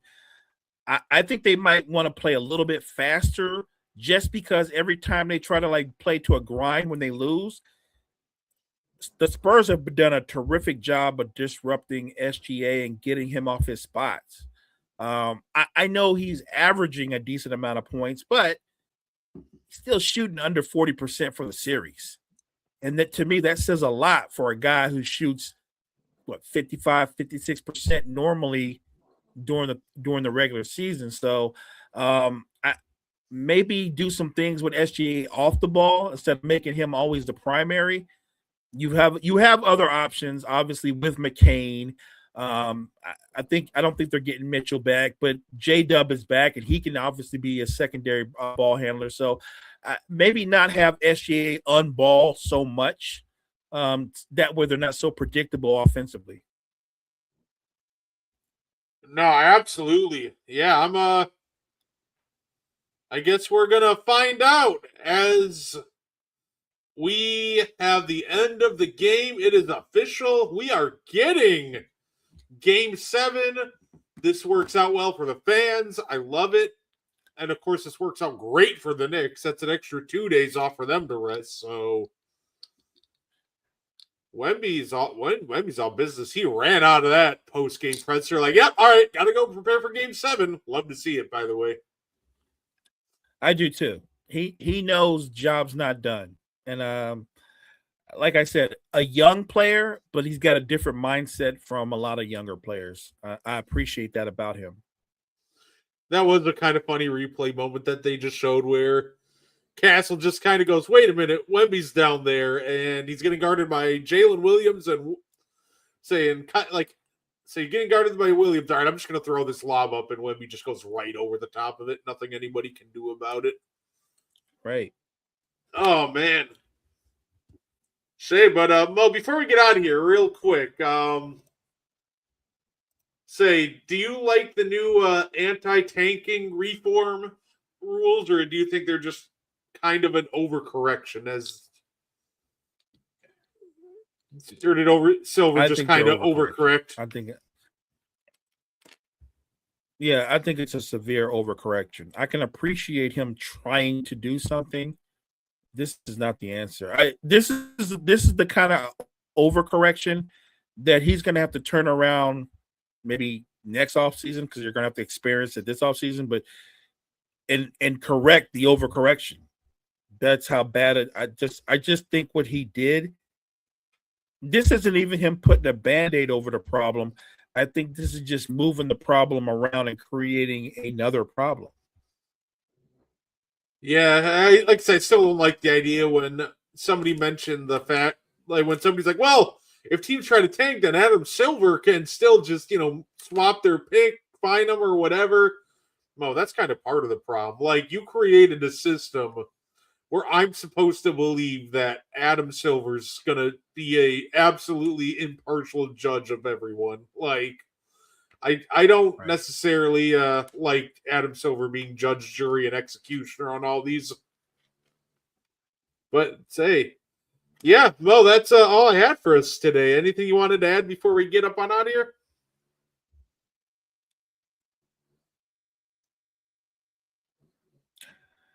Well, I had a blast as always. Even though it was not a great game, I guess in some ways we kind of got what we wanted, because we do get a game 7, which gives us the opportunity to have a great and epic game 7, and I'm looking forward to it.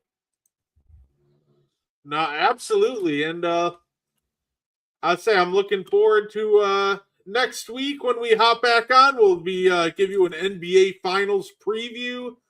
We'll talk some more WNBA. It's gonna be a great time. I love it, and hopefully soon I'll be able to get back to doing Meaty Boys as well.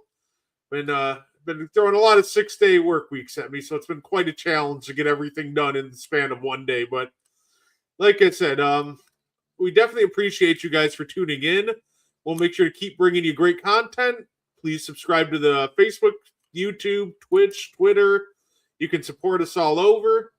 And that being said, we thank you for tuning in and enjoy the rest of your night.